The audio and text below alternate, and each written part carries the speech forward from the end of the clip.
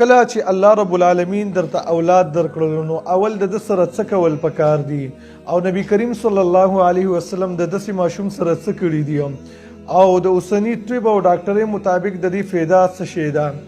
یقینا چې په سنت طریقو کې ډېرې زیاتې فایدې دي. نبی صلی الله علیه وسلم په دور کې چې یو ماشوم پیدا شو نبی صلی الله علیه وسلم به ورته تحنیک کولو.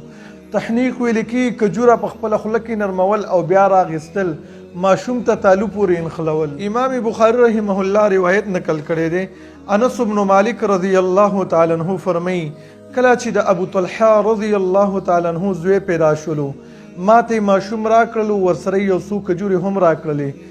ما نبی کریم صلی الله علیه وسلم ته ماشوم یوړلو. نبی صلی الله علیه وسلم هغه کجورې واغستلې په خپل خولې مبارکه کې هغه کجوره نرمه کړله او بیا راواغستله ماشوم له تالو پورې ونښلوله.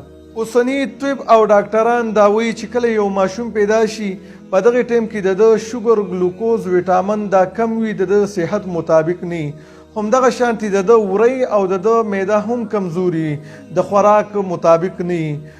نو کله چې د تحنیک ورکړل شي خوږ شیز ورکړل شي نو په دې سره د شوګر ویټامین ګلوکوز برابر شي او په دې وریو کې د خوراک اخیستلو او په معده کې هم د خوراک قبلولو او هضمولو طاقت الله رب العالمین پیدا کی.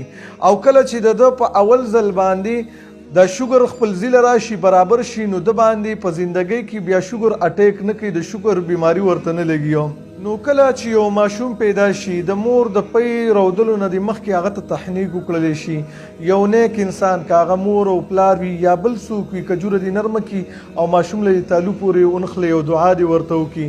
که کجوره نه وه د دې په ځای باندې د بل خوږ شیز لکه شهد هغه دې استعمال کړلی شي. د دې فایده دا ده چې ماشوم به آینده دپاره د شوګر د بیمارۍ نه په امان باندې.